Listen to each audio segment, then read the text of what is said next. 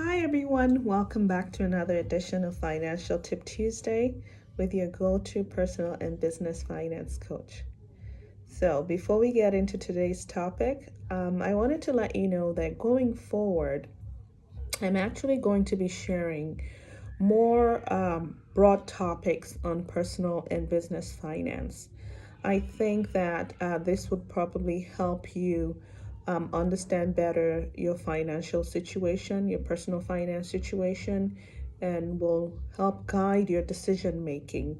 So, on Tuesdays, I'm not going to limit my topics to financial tips, but I'll be speaking more broadly about things that are going on within personal finance or business finance that can help you overall. Okay? So, with that said, let's get into today's topic.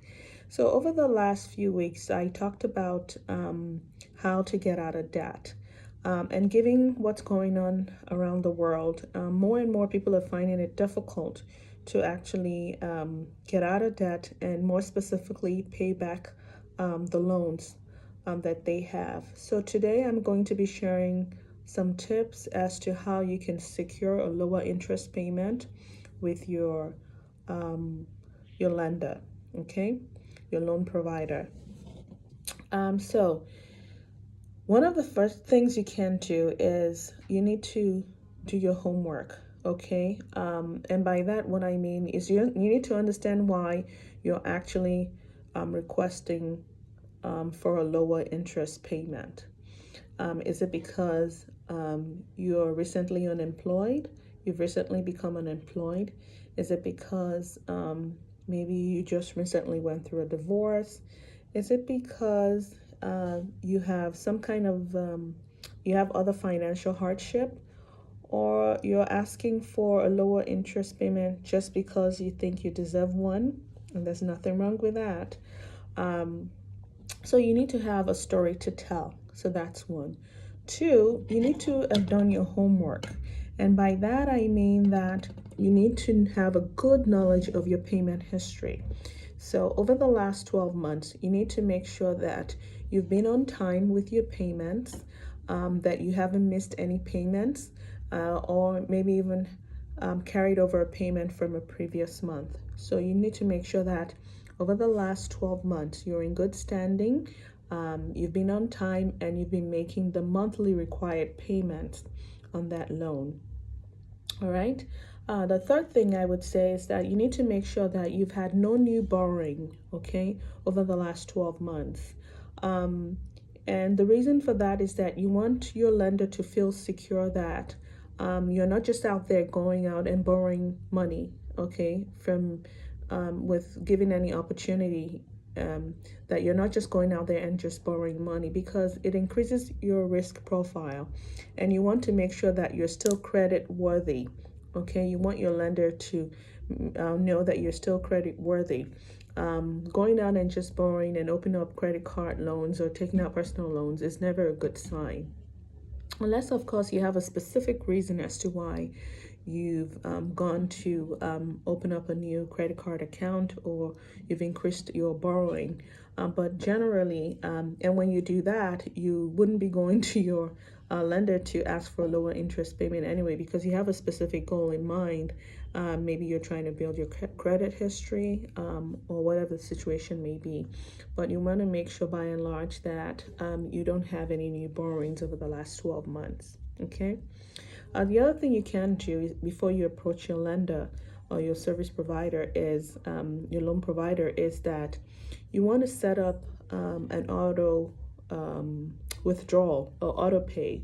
That way, you put your loan provider at ease, and it's a way to let them know that you have no problem making your payments, and they can automatically withdraw this money from an account that you know will be funded by the time that payment is due.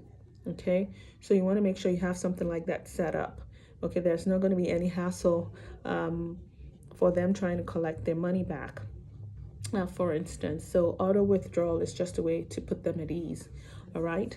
The last thing I would say is you want to make sure that you know what offers are out there. So if they're competing offers, for instance, you want to have a good understanding of what that offer is. Um, in terms of maybe refinancing or even restructuring your loan within your current lender, you want to make sure you know what's out there. And in saying that, you also want to make sure that you understand the terms and conditions of your current loan, because sometimes there are certain restrictions that make it more expensive for you to actually, even if there's a competing offer out there, it makes it more expensive for you to actually go with that offer by the time you calculate some of the fees that you'll need to pay up front. So it's always good to look at the fine print, because those terms and conditions are usually written in fine print. All right. So let me recap. Do your homework. That's the first step. Understand why you're approaching your lender for a lower interest payment. So have a story to tell, okay? Do your homework as to your payment history, making sure that you've been in good standing over the last 12 months. You want to make sure that you don't have any new borrowings over the last 12 months, and that you've been consistent, you've been paying on time, no new borrowings within the last 12 months. You want to make sure that you have some kind of auto pay setup. It's a way to put your lender at ease that they're going to get their money when the payments are due. And then finally, that you understand the competing offers that are out there, okay? And you understand the terms and conditions of your loan. So all of these things will help bolster your case when you approach your lender. Okay, you've done your homework, you're in good standing, you know what competing offers are out there. Will help bolster your case when you approach your lender in order to request that lower interest payment. All right, so I hope you find this useful. If you do, please feel free to share with your friends, your colleagues, your family. And again, if you have any questions going forward about personal or business finance that you'd like me to explore, feel free to send me an email at financecoachme@gmail.com, or just leave a comment on our Instagram page. All right. Until next time, I hope you stay safe and enjoy the rest of your week. Bye now.